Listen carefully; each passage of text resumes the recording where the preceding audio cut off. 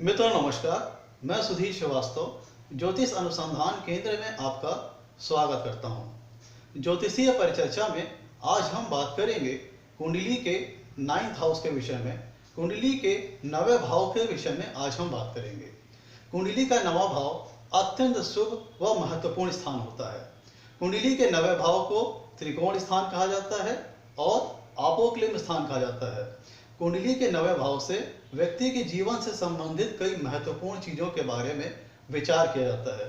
कुंडली के 9वें भाव के सूर्य और गुरु कारक ग्रह होते हैं। कुंडली के 9वें भाव के सूर्य और गुरु कारक ग्रह होते हैं। कुंडली के 9वें भाव से व्यक्ति के भाग्य के बारे में विचार किया जाता है। व्यक्ति कितना भाग्यशाली है, इन चीजों का विचार कुंडली के 9वें भाव से करते हैं। व्यक्ति का जीवन में भाग्य उसका साथ देगा या नहीं देगा, इन सब सारी चीजों का विचार हम कुंडली के 9वें भाव से करते हैं। अगर कोई व्यक्ति भाग्यशाली है तो ये बात बहुत महत्वपूर्ण है, क्योंकि अगर कोई व्यक्ति बहुत भाग्यशाली है तो अन्य पुरुषों की तरह वो भी किसी काम को सिद्ध करने के लिए, किसी लक्ष्य की प्राप्ति करने के लिए मेहनत तो करता है, लेकिन चूंकि वो भाग्यशाली है, भाग्य उसका साथ दे रहा है, तो उसी काम को रिजल्ट पाने के लिए उसे कम मेहनत करनी पड़ती है अन्य पुरुषों की अपेक्षा। कहने का मतलब, कोई व्यक्ति अगर बहुत भाग्यशाली है तो उसे अपने किसी लक्ष्य को प्राप्त करने के लिए, किसी काम को सफल करने के लिए अन्य लोगों की अपेक्षा कम मेहनत करनी पड़ती है। वो किसी काम को कम मेहनत में सफल कर लेगा, पूरा कर लेगा, अन्य पुरुषों की अपेक्षा जिनका भाग्य उनका साथ नहीं दे रहा होता है। कहने का मतलब, अगर किसी व्यक्ति का भाग्य उसका साथ दे रहा है, कहने का मतलब वो व्यक्ति भाग्यशाली है, तो वह व्यक्ति को किसी काम को पूरा करने के लिए कम मेहनत करनी पड़ेगी। मतलब कम मेहनत में ही उसे अच्छा रिजल्ट मिल जाएगा। हर चीज में लक उसका साथ देगा। किसी भी काम को करने में उसे ज्यादा मशक्कत नहीं करनी पड़ेगी, ज्यादा दिक्कत नहीं आएगी। और अगर व्यक्ति कहीं दिक्कत में फंस गया, किसी मुश्किल में फंस गया, तो उसे कोई ना कोई रास्ता मिल जाएगा उस दिक्कत से बाहर निकलने का, कोई ना कोई जरिया मिल जाएगा उस दिक्कत से बाहर निकलने का, कोई ना कोई माध्यम मिल जाएगा उस दिक्कत से बाहर निकलने का। क्योंकि व्यक्ति भाग्यशाली है, उस व्यक्ति का भाग्य उसका जीवन में उसका साथ दे रहा है। और किसी काम करने के लिए जिस व्यक्ति का भाग्य उसका साथ नहीं दे रहा है, उसी काम को करने के लिए उस व्यक्ति को ज्यादा मेहनत करनी पड़ेगी। और वरन कोई व्यक्ति जो भाग्यशाली है, उसी व्यक्ति को उसी काम को करने में कम मेहनत करना पड़ेगा। मतलब कम मेहनत में ही करने में ही उसका काम वो सफल हो जाएगा। मतलब उसको उस काम को पूर्ण करने में ज्यादा मशक्कत नहीं आएगी, ज्यादा दिक्कत नहीं आएगी। इसे कहते हैं उस व्यक्ति का भाग्यशाली होना। इनको हम कुछ अन्य दृष्टिकोण से भी हम देख सकते हैं। कहने का मतलब, जो व्यक्ति भाग्यशाली है उसका फल ये होता है कि उसको कम मेहनत में ही अच्छी सफलता मिल जाएगी, अच्छा मान मिलेगा, अच्छा सम्मान मिलेगा, अच्छी कीर्ति मिलेगी, अच्छा यश मिलेगा। और अगर उसकी गाड़ी कहीं फंसती भी है, वो किसी मुश्किल में फंस भी जाता है, किसी दिक्कत में फंस जाता है, तो उसे कोई ना कोई जरिया मिल जाएगा, कोई ना कोई माध्यम मिल जाएगा, कोई ना कोई रास्ता मिल जाएगा, कोई ना कोई उसकी मदद करने के लिए आ जाएगा और वो उस दिक्कत से बाहर निकल आएगा। जो व्यक्ति भाग्यशाली होता है, जिसका 9वां भाव बलवान है, मजबूत है, शुभ, और 9वां भाव का स्वामी नवमेश बलवान और शुभ अवस्था में है, शुभ ग्रहों की दृष्टि में है, तो उस व्यक्ति को ईश्वर की ब्लेसिंग प्राप्त होती है, ईश्वर का आशीर्वाद प्राप्त होता है। उस व्यक्ति के जीवन में जो भी कार्य होते हैं वो सिद्ध होते चले जाते हैं। व्यक्ति को जीवन में सफलता मिलती चली जाती है, क्योंकि उस व्यक्ति के ऊपर ईश्वर की ब्लेसिंग है। 9वां भाव अगर बलवान है, शुभ अवस्था में है, 9वां भाव का स्वामी नवमेश भी बलवान और शुभ अवस्था में है, शुभ भावों में है, शुभ ग्रहों की दृष्टि में है, तो ऐसे व्यक्ति के कार्य सिद्ध होते चले जाते हैं और उनमें किसी प्रकार की अड़चन व्यवधान नहीं आती है। और अगर कोई अड़चन या व्यवधान आती भी है, तो चूंकि वो भाग्यशाली है, उसके ऊपर ईश्वर की ब्लेसिंग है, तो व्यक्ति उन किसी न किसी जरिए के माध्यम से, किसी न किसी रास्ते के माध्यम से, किसी न किसी कह लीजिए कोई सपोर्ट मिल जाएगा, जिनसे वो उन दिक्कतों से बाहर निकल जाएगा और उसके वो कार्य सिद्ध हो जाएंगे। चूंकि उस व्यक्ति के ऊपर ईश्वर की ब्लेसिंग है, वो भाग्यशाली है, तो वो व्यक्ति को किसी काम को करने के लिए कम मेहनत करनी पड़ेगी, कम मेहनत में ही उसे जल्दी सफलता मिल जाएगी। ऐसे व्यक्तियों के ऊपर अगर जीवन में कोई दिक्कतें आती भी है, मुश्किल आती भी है, तो उनको उस मुश्किल और विपरीत परिस्थितियों से निकालने के लिए कोई ना कोई जरिया मिल जाता है, कोई ना कोई माध्यम मिल जाता है, कोई ना कोई सपोर्ट मिल जाता है। 9वें भाव से हम व्यक्ति के नैतिक मूल्यों का विचार करते हैं। व्यक्ति का धार्मिक रुझान कैसा है, इन सब चीजों का विचार करते हैं। व्यक्ति धार्मिक होगा, आस्तिक होगा या नास्तिक होगा, इन सब सारी चीजों का विचार हम कुंडली के नवे भाव से करते हैं। व्यक्ति के ऊपर ईश्वरीय कृपा दृष्टि रहेगी कि नहीं, इन सब सारी चीजों का विचार हम कुंडली के नवे भाव से करते हैं।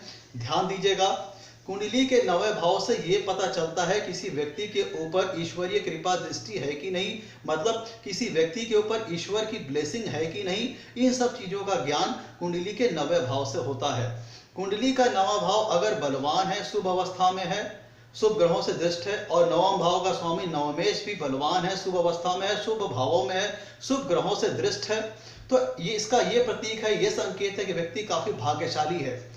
उसका हर काम में लक उसका साथ देगा।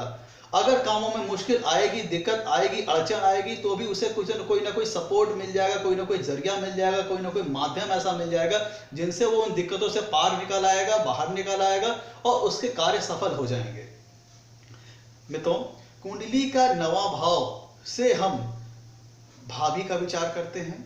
कुंडली के नवे भाव से हम जीजा का विचार करते हैं।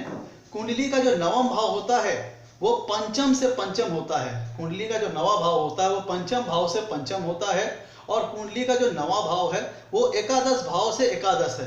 कहने का मतलब कुंडली का जो नवा भाव होता है वो पंचम भाव से पंचम होता है, और कुंडली का जो नवा भाव है वो 11वें भाव से 11वां स्थान होता है। सो इसलिए कुंडली का जो नवा भाव होता है वो अत्यंत शुभ फल देने वाला बन जाता है। और पंचम भाव, इसलिए यहाँ पे ये मतलब निकलता है कुंडली का जो नवा भाव होता है वो पंचम भाव का पूरक स्थान है, और कुंडली का जो नवा भाव होता है वो कुंडली के 11वें स्थान का भी पूरक स्थान है। क्योंकि कुंडली का जो नवा भाव है वो पंचम भाव से पंचम है, और कुंडली का जो नवा भाव है वो 11वें भाव से 11वां है। तो हम चूंकि हम पंचम भाव से शिक्षा का विचार करते हैं और कुंडली का जो नवा भाव है वो पंचम से पंचम है, तो कुंडली के नवम भाव से हम उच्च शिक्षा का विचार करेंगे। व्यक्ति उच्च स्तर की शिक्षा हासिल करेगा या नहीं करेगा, इन सब चीजों का विचार हम कुंडली के नवे भाव से करते हैं। जैसे कि पीएचडी लेवल की डिग्री, एमबीबीएस या किसी उच्च स्तर की शिक्षा की अगर हमें विचार करना है तो हम कुंडली के नवे भाव से करते हैं। व्यक्ति कितना नैतिक सिद्धांतों से, नैतिक मूल्यों से कितना मजबूत होगा, इन सब चीजों का विचार हम कुंडली के नवे भाव से करते हैं। कुंडली के नवे भाव से ये पता चलता है व्यक्ति परोपकारी होगा कि नहीं होगा, इन सब चीजों का विचार हम कुंडली के नवे भाव से करते हैं। कुंडली का नवा भाव चूंकि पंचम भाव से पंचम है, और चूंकि पंचम भाव पुत्र का होता है, तो पंचम से पंचम हम पोता पोती का विचार भी कुंडली के नवे भाव से करते हैं। कुंडली के नवे भाव से पोता और पोती का विचार करते हैं।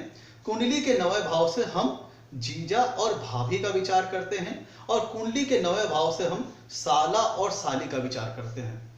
कुंडली के नवे भाव से हम साला और साली का भी विचार करते हैं। मित्रों, कुंडली का जो नवा भाव होता है वो ये दर्शाता है कोई व्यक्ति अपने जीवन में यश कितना प्राप्त करेगा, मान कितना पाएगा, सम्मान कितना पाएगा, इन सब चीजों का विचार हम कुंडली के नवे भाव से करते हैं। तो चूंकि कुंडली के हम नवे भाव से व्यक्ति के यश, मान, कीर्ति, इन सब चीजों का विचार भी हम कुंडली के नवे भाव से करते हैं। मित्रों, कुंडली का जो नवा भाव होता है, बहुत ध्यान दीजिएगा, कुंडली का जो नवा भाव होता है वो ईश्वरीय कृपा दृष्टि का संकेतक होता है। ईश्वरीय कृपा दृष्टि का संकेतक होता है, मतलब कुंडली के नवे भाव से यह पता चलता है कि ईश्वर जातक के ऊपर क्या किसी प्रकार की ईश्वरीय कृपा दृष्टि तो नहीं है, क्या किसी प्रकार की ईश्वर की ब्लेसिंग तो नहीं है। और अगर किसी जातक की कुंडली में नवे भाव का संबंध, नवे भाव का शुभ संबंध अगर लग्नेश से बन रहा है, ध्यान दीजिएगा, कुंडली के नवे भाव का संबंध या नवमेश का संबंध लग्न या लग्नेश से बन रहा है और वो संबंध शुभ है और बलवान अवस्था में है, तो ये समझिए कि उस जातक के ऊपर ईश्वरीय कृपा दृष्टि विद्यमान है, ईश्वरीय कृपा दृष्टि मौजूद है। कहने का मतलब ऐसे जातक के ऊपर ईश्वर की ब्लेसिंग है। तो अगर ऐसा जातक जीवन में, मान लीजिए उसकी कुंडली में कई दुर्योग हैं, कई दरिद्र योग हैं, लेकिन उसके नवे भाव का जो संबंध या नवमेश का संबंध लग्न या लग्नेश से बन रहा है और वो संबंध शुभ और बलवान है, तो ये मान के चलिए भले कुंडली में कितने भी दुर्योग हों या दरिद्र योग हों या किसी प्रकार के भी खराब योग हों, तो इन सब के बावजूद भी मान के चलिए अगर व्यक्ति के ऊपर ईश्वरीय ब्लेसिंग है, ईश्वरीय कृपा दृष्टि है, तो उन सारी दिक्कतों से वो उबरता हुआ अपने जो भी उसने लक्ष्य के मानक स्थापित किए हैं वो उनको पूरा कर लेगा। जीवन में उसने जो भी लक्ष्य निर्धारित किए हैं वो उनको पूरा कर लेगा। जीवन में संघर्षों, मुश्किलों और अड़चनों के बावजूद, क्योंकि उस व्यक्ति के ऊपर ईश्वरी कृपा दृष्टि है, ईश्वर की ब्लेसिंग है। तो हम कुंडली के 9वें भाव से ईश्वर की ब्लेसिंग और ईश्वर की कृपा दृष्टि रहेगी कि नहीं, इन सब चीजों का विचार भी हम कुंडली के 9वें भाव से करते हैं। व्यक्ति के धार्मिक, आध्यात्मिक और धार्मिक रुझान के बारे में विचार हम कुंडली के 9वें भाव से करते हैं। कोई व्यक्ति कितना धार्मिक होगा, उसका धर्म से संबंधित चीजों में कितना रुझान होगा, कितना अटैचमेंट होगा, इन सब सारी चीजों का विचार हम कुंडली के 9वें भाव से करते हैं। अगर 9वां भाव बलवान शुभ अवस्था में है, 9वां भाव का स्वामी नवमेश भी बलवान और शुभ अवस्था में है, शुभ भावों में है और शुभ ग्रहों से दृष्ट है, तो ऐसा व्यक्ति की सहज और स्वाभाविक ही पूजा पाठ, धार्मिक चीजों से संबंधित चीजों में विशेष रुचि रहेगी, ईश्वर में उसकी गहरी आस्था रहेगी। ऐसा व्यक्ति काफी परोपकारी होगा, दानी होगा, दूसरे लोगों की मदद करने वाला होगा। ऐसा व्यक्ति समाज में यश हासिल करेगा, मान हासिल करेगा, सम्मान हासिल करेगा, कीर्ति हासिल करेगा। कुंडली के 9वें भाव से जीवन में होने वाली तीर्थ यात्राओं का विचार किया जाता है। कुंडली के 9वें भाव से जीवन में लंबी दूरी की यात्राओं के बारे में विचार किया जाता है। कुंडली के 9वें भाव से व्यक्ति के जीवन में होने वाली तीर्थ यात्रा और लंबी दूरी की यात्रा का भी विचार किया जाता है। कुंडली में होने वाली कुंडली से 9वें भाव से जीवन में होने वाली हवाई यात्रा या फिर जल यात्रा का भी विचार किया जाता है। कुंडली का 9वां भाव धर्म से संबंधित है, तो अगर किसी जातक का 9वां भाव बलवान है, शुभ अवस्था में है, शुभ ग्रहों से दृष्ट है और 9वां भाव का स्वामी नवमेश भी शुभ है, बलवान अवस्था में है, शुभ भावों में है, शुभ ग्रहों से दृष्ट है, तो ऐसा व्यक्ति नैतिक तौर पर, नैतिक सिद्धांतों से काफी स्ट्रांग होगा। उस व्यक्ति के सैद्धांतिक मूल्य काफी स्ट्रांग होंगे। वो व्यक्ति सही रास्ते पर चलने वाला होगा। जीवन में संघर्षों से घबराए हुए बिना संघर्षों से घबराए हुए, बिना किसी अड़चन से डरे हुए वो उन अड़चनों को फेस करते हुए सफलता के पथ पर आगे चलेगा और सही रास्ते को फॉलो करते हुए अपने लक्ष्य को प्राप्त करेगा। मतलब जिस जातक की कुंडली में 9वां भाव और नवमेश बलवान और शुभ अवस्था में है, शुभ ग्रहों से दृष्ट है, शुभ भावों में है, तो ऐसा व्यक्ति जीवन में अड़चनों और संघर्षों से घबराएगा नहीं, जीवन में आने वाले उतार चढ़ावों से घबराएगा नहीं, वो जीवन में उतार चढ़ावों से डर करके किसी गलत रास्ते को नहीं अपनाएगा। वो सही रास्ते पर चलते हुए अपने लक्ष्य को प्राप्त करेगा। क्यों? क्योंकि उसके जीवन में 9वां भाव स्ट्रांग है। तो 9वां भाव स्ट्रांग होना इस बात का सूचक है कि उसको वो जातक नैतिक मूल्यों से काफी स्ट्रांग होगा, सैद्धांतिक मूल्यों से काफी स्ट्रांग होगा, सही रास्ते पर चलने वाला होगा और सही रास्ते पर चल करके भले ही उसके जीवन में अड़चन, उतार चढ़ाव और संघर्ष आए तो भी वो गलत रास्ते पर नहीं जाएगा और सही रास्ते पर चलते हुए अपने जीवन में जो उसने लक्ष्य निर्धारित किए हैं वो प्राप्त करेगा। कुंडली का 9वां भाव मित्रों अत्यंत महत्वपूर्ण होता है। कुंडली के 9वें भाव से हम ईश्वर का विचार करते हैं। कुंडली के 9वें भाव से हम गुरु का विचार करते हैं कि व्यक्ति का जीवन में गुरु कैसा रहेगा। मित्रों, जीवन में कोई भी व्यक्ति बगैर गुरु के इस अंधकार से बाहर नहीं निकल पाता। वो इन माया मोह के अड़चन में उलझा रहता है। वो जीवन में आने वाली तमाम प्रकार के संघर्षों से वो घबरा जाता है। तो कोई गुरु ही होता है जो किसी जातक को सही दिशा दिखाता है, सही मार्ग दिखाता है और उसको सही रास्ता बताता है और सही लक्ष्य निर्धारित करने में जीवन में उसकी मदद करता है। तो जीवन में गुरु का पद बहुत महत्वपूर्ण है। तो चूंकि गुरु का विचार भी हम कुंडली के 9वें भाव से ही करेंगे, क्योंकि गुरु जो होता है वो जातक का शिक्षक होता है। वो उसको अज्ञानता से बाहर निकाल करके ज्ञान के रास्ते पर ले जाता है, अपने लक्ष्य को पूरी करने में उसकी मदद करता है और सही लक्ष्य का निर्धारण करने में भी गुरु जातक की मदद करता है। तो 9वें भाव से हम गुरु का भी विचार करेंगे। 9वें भाव के सूर्य और गुरु कारक ग्रह होते हैं। कुंडली के 9वें भाव से हम भाग्य का विचार करेंगे, किसी व्यक्ति का भाग्य कितना साथ देगा।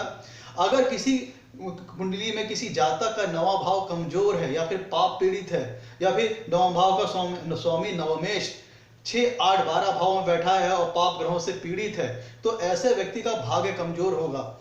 ऐसे व्यक्ति के कार्यों में बार बार रुकावटें आएंगी, बार बार अड़चनें आएंगी, बार बार व्यवधान आएगा। और उसी कार्य को करने के लिए व्यक्ति को काफी संघर्ष करना पड़ेगा, काफी मेहनत करनी पड़ेगी।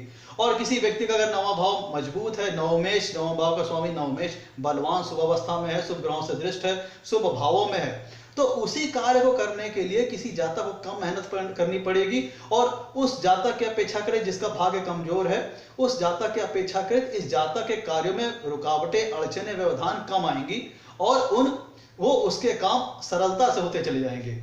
और नवम भाव, ध्यान दीजिएगा, मैं तो बहुत जरूरी बात बता रहा हूं, अगर कुंडली के नवम भाव या नवमेश का संबंध लग्न या लग्नेश से बनता है और वो संबंध शुभ और बलवान अवस्था में हो, तो ऐसे जातक के ऊपर ईश्वरीय कृपा दृष्टि रहती है, ईश्वरीय ब्लेसिंग रहती है। तो अगर ऐसा जातक जीवन में किसी मुश्किल में फंस भी जाता है, अड़चन में फंस जाता है, दिक्कतों में फंस भी जाता है, तो उसको कोई ना कोई ऐसा जरिया मिल जाएगा, कोई ना कोई ऐसा माध्यम मिल जाएगा, कोई ना कोई ऐसा सपोर्ट मिल जाएगा कि वो उसको उस विपरीत और प्रतिकूल परिस्थितियों से बाहर निकाल करके उसको एकदम सेफ साइड रखते हुए उसको लक्ष्य को प्राप्त करने में उनकी मदद करने वो सपोर्ट आ जाएगा। कहने का मतलब, अगर ईश्वर की कृपा दृष्टि या ईश्वर की ब्लेसिंग जातक के ऊपर है, तो जातक के एकदम बिगड़े बिगड़े काम ऐन मौके पर कोई ना कोई जरिया आएगा, कोई ना कोई ऐसा माध्यम आएगा, कोई ना कोई ऐसा सपोर्ट आ जाएगा कि जिससे उसके एकदम बिगड़ते बिगड़ते काम जो एकदम ऐन वक्त पे एकदम बिगड़ने वाले होते हैं, वो उसके सिद्ध हो जाते हैं, वो उसके लक्ष्य पूरे हो जाते हैं। क्यों? क्योंकि ऐसा व्यक्ति का नवम भाव स्ट्रांग है, जो इस बात का संकेत है कि वो व्यक्ति भाग्यशाली है और उस व्यक्ति के ऊपर ईश्वरीय कृपा दृष्टि है। तो ऐसे में जातक की जो अड़चने हैं, जो भी मुसीबतें हैं, जो भी संघर्ष है, वो उनको बाहर निकालने के लिए कहीं ना कहीं ईश्वर कोई ना कोई माध्यम भेजेगा, कोई ना कोई सपोर्ट भेजेगा, जो जातक को ऐसा लगेगा कि जब उसका सारा काम बिगड़ रहा है, एकदम बिगड़ने के कगार पे है, तो कहीं ना कहीं से ऐसी मदद आ जाएगी जो जातक ने अपने जीवन में अपेक्षा न की हो, और उसके बिगड़ते बिगड़ते काम एकदम बनने लग जाएंगे और उसके बिगड़ते हुए काम भी एकदम सिद्ध हो जाएंगे। कुंडली के नवम भाव चूंकि पंचम से पंचम है, तो पोता पोती का विचार भी हम कुंडली के नवे भाव से करेंगे, साला साली का विचार भी हम कुंडली के नवे भाव से करेंगे, और जीजा और भाभी का विचार भी हम कुंडली के नवे भाव से करेंगे। कोई व्यक्ति कितना परोपकारी है, दानी है, ये सब चीजों का विचार हम कुंडली के नवे भाव से करेंगे। कुंडली के नवे भाव से ये पता चलता है कि व्यक्ति जीवन में कितना यश प्राप्त करेगा, कितना मान प्राप्त करेगा, कितना कीर्ति प्राप्त करेगा, इन सब चीजों का विचार हम कुंडली के नवे भाव से करेंगे। और नवे भाव का व्यक्ति की कुंडली में स्ट्रांग होना बहुत महत्वपूर्ण है। अगर कुंडली का नवा भाव स्ट्रांग है, बलवान है, शुभ अवस्था में है, नवम भाव का स्वामी नवमेश भी बलवान शुभ अवस्था में है, शुभ भावों में है और शुभ ग्रहों से दृष्ट है, तो ऐसा व्यक्ति अपने जीवन में भले उसकी जन्म कुंडली में लाख दुर्योग हो, लाख दरिद्र योग है, खराब खराब योग हो, तो भी ऐसा व्यक्ति अपने कार्यों को, अड़चनों के बावजूद किसी न किसी प्रकार सपोर्ट हासिल करते हुए अपने लक्ष्यों को पूरा कर लेगा। और एक बहुत महत्वपूर्ण सूत्र आपको बता रहा हूं, अगर नवम भाव बलवान शुभ अवस्था में है और नवम भाव का स्वामी नवमेश भी बलवान शुभ अवस्था में है, शुभ भावों में है, और उसका लग्न और लगने से किसी प्रकार संबंध बन रहा है और वो संबंध शुभ और बलवान है, तो ये मान लीजिए कि उस व्यक्ति के ऊपर ईश्वरीय कृपा दृष्टि रहेगी और ईश्वर की ब्लेसिंग ऐसे जातक को प्राप्त होगी जो उसके बिगड़े से बिगड़े काम को भी बना करके उसके लक्ष्य को प्राप्ति करने में उसकी मदद करेंगे। जातक को ऐसा लगेगा मेरा सारा काम बेकार हो गया, सारा काम बेकार हो गया, मेरा सारा काम एकदम बिगड़ने के कगार पे है, लेकिन कहीं ना कहीं से ऐसा सपोर्ट आ जाएगा जो उसके उस काम को पूरा कर देगा, तो जातक ने कभी अपेक्षा नहीं की होगी। इसी को हम कहते हैं जातक का भाग्यशाली होना। कुंडली के नवे भाव से हम गुरु का विचार करते हैं, कुंडली के नवे भाव से व्यक्ति के भाग्य का विचार करते हैं, कुंडली के नवे भाव से हम ये विचार करते हैं कि व्यक्ति के जीवन में यश कितना मिलेगा, कीर्ति कितनी मिलेगी। कुंडली के नवे भाव से व्यक्ति के नैतिक मूल्यों का विचार करते हैं, उसकी मोरलिटी का लेवल कितना है, ये चीजों का विचार करते हैं। कुंडली के नवे भाव से ये पता चलता है कि व्यक्ति का धार्मिक रुझान कितना होगा। अगर कुंडली का नवा भाव बलवान शुभ अवस्था में है, कुंडली के नवम भाव का स्वामी नवमेश भी बलवान और शुभ अवस्था में है, शुभ ग्रहों से दृष्ट है, तो ऐसे व्यक्ति का धार्मिक चीजों की ओर, धार्मिक चीजों से संबंधित चीजों की ओर झुकाव और लगाव सहज और स्वाभाविक तौर पर रहेगा। ऐसे व्यक्ति की पूजा पाठ में काफी रुचि होगी, वह व्यक्ति परोपकारी होगा, दूसरों का दुख ऐसे व्यक्तियों के द्वारा नहीं देखा जाएगा। अगर कोई दूसरा व्यक्ति दुखी है तो ऐसा व्यक्ति सहज तौर पर अपने आप में ही उसकी मदद करने के लिए आगे आ जाएगा, क्योंकि ऐसे व्यक्ति परोपकारी होते हैं। और मित्रों ध्यान दीजिएगा, कुंडली के नवम भाव से काफी महत्वपूर्ण स्थान है, काफी शुभ स्थान है, क्योंकि ये पंचम से पंचम है और 11वें से 11वां है, तो इसलिए इस कुंडली में इसका बहुत महत्वपूर्ण स्थान है। मित्रों आज के लिए इतना ही। आपसे कहना है मेरे वीडियो को लाइक करें और मेरे चैनल को सब्सक्राइब करें ताकि मेरे आगे आने वाली वीडियोस की आपको जानकारी मिल पाए। धन्यवाद मित्रों।